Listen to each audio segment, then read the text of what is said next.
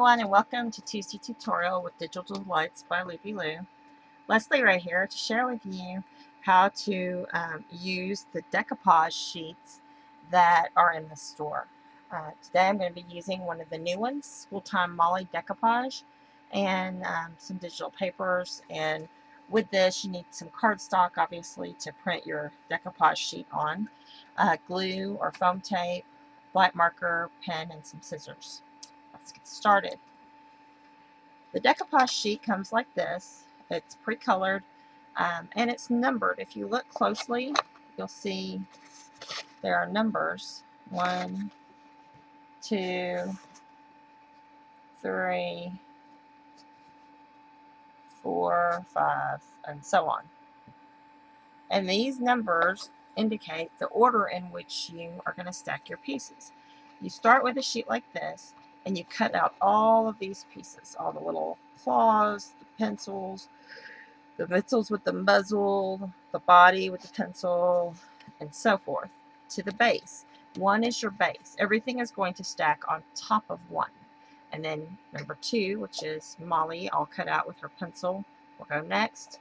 And then Molly's face and belly with the pencil, then her muzzle and the pencil, then just the pencil, and then just her claws will go, or her hooves. So this is what you use to start with. And you'll need this pair of good sharp scissors. I like this kind of foam tape, but you can use a thicker foam tape, or you can use, Wendy recommends also some silicone glue. If you have like some silicone dot glue of some sort, that would work. This is probably my favorite. I like this better than the fatter foam dots because it's not as thick, and so you get dimension without it getting too wide if you're not careful. So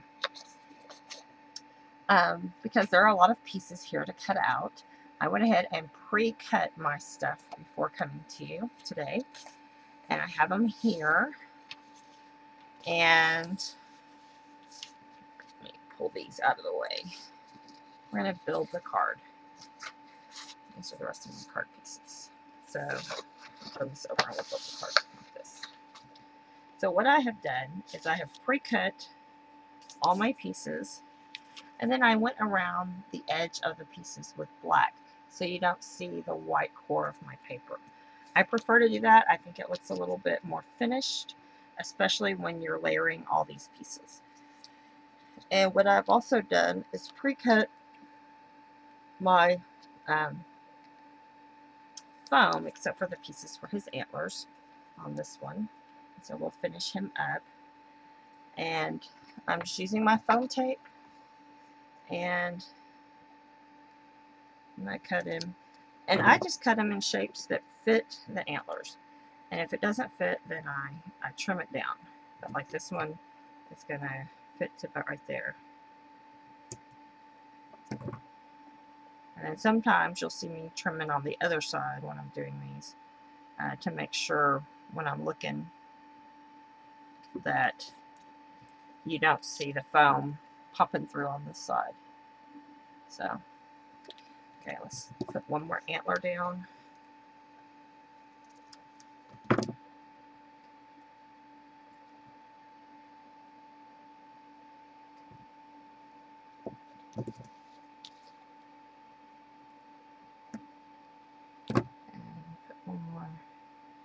Here, there. Okay, I'm happy with that. And so now we just start ripping all the tape off, or the backings off the tapes.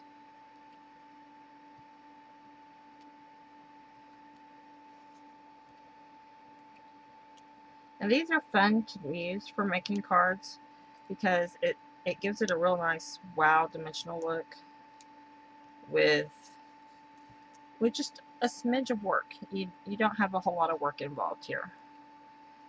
It's pre-colored, and so you just have to cut and assemble. And Wendy has several. She just put 4 new ones in. She has the Flippities and Molly, and I'm trying to remember the other one. but these are just too precious. Too precious. These are different than the Pyramage. Pyramage also involve cutting, but they usually focus on a shape, like a square or a circle, whereas these are cutting the shape of your actual character. Now, you can see here, I got a little outside my character, so what I'm going to do is I'm going to come in with my scissors and trim him off like that. And I'm going to stick down Molly.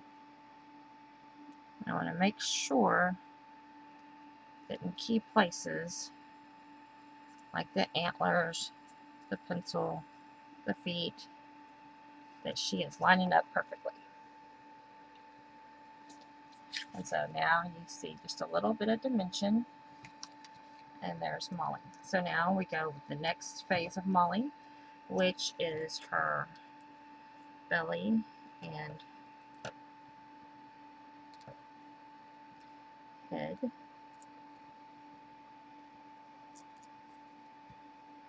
Now there's lots of papers that coordinate with this in the store. I'm using the cursive script one that's in the school time papers.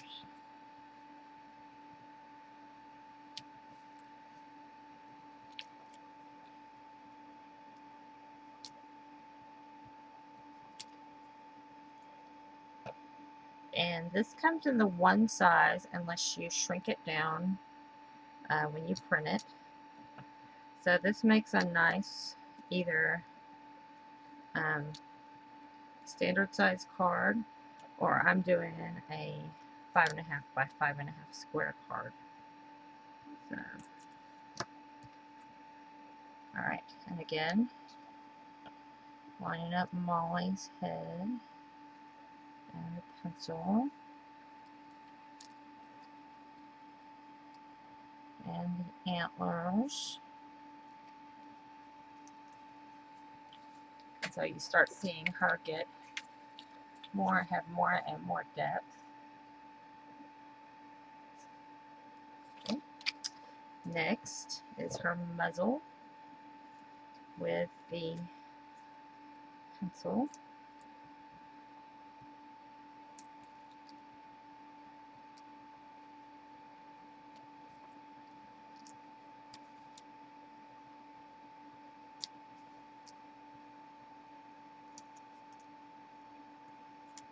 Okay, there's her muzzle with the pencil.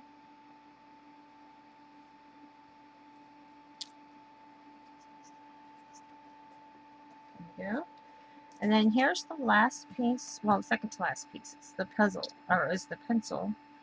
And then there's two little claws. I'm going to go ahead and put my two claws on to make it easier.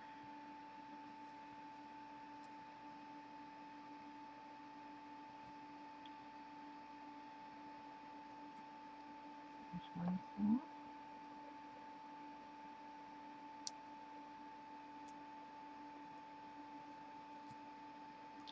And here's the second claw. And then finish off with this piece of tape here.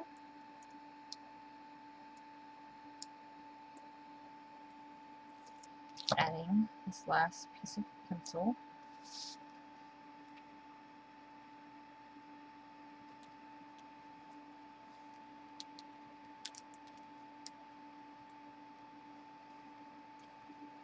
And there we go. There's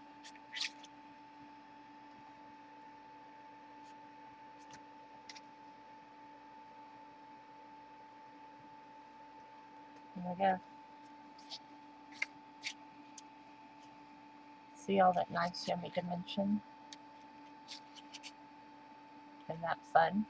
Okay, so now to finish off our card, I have a base here, and I have this piece of coordinations cardstock that I've gone ahead and embossed and distressed a little bit. And this down.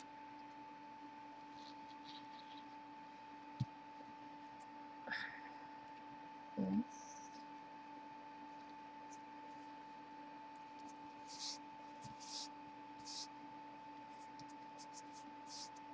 Okay. And I've got these banners, and I don't need them to go all the way across, so I'm going to trim them. I have A, B, and C right here. I think that's how I want them. It's right up there like that.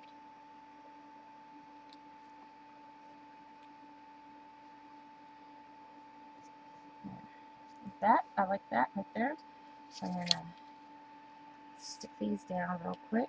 I've also gone around the edge of my banners with my black pen to give them just a smidge of definition.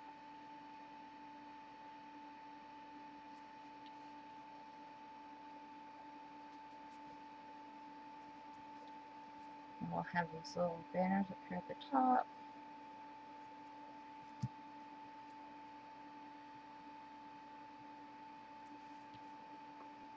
There. And finally, the last one here.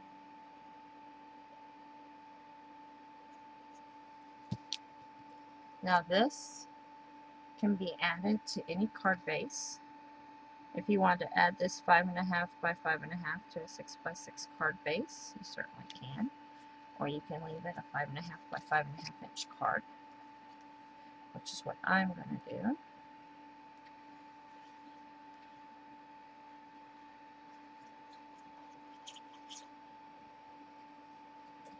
This is great. This would also be fun to do and stick inside a little frame so that your decoupage stood out.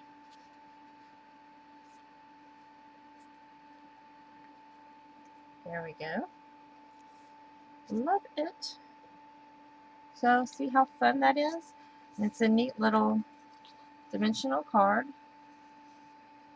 It's super fast and easy once you get everything cut out, put together. So I hope you enjoy it, and thank you for stopping by. Join us next week when Christine has another fun and exciting Tuesday tutorial. Have a nice day, guys.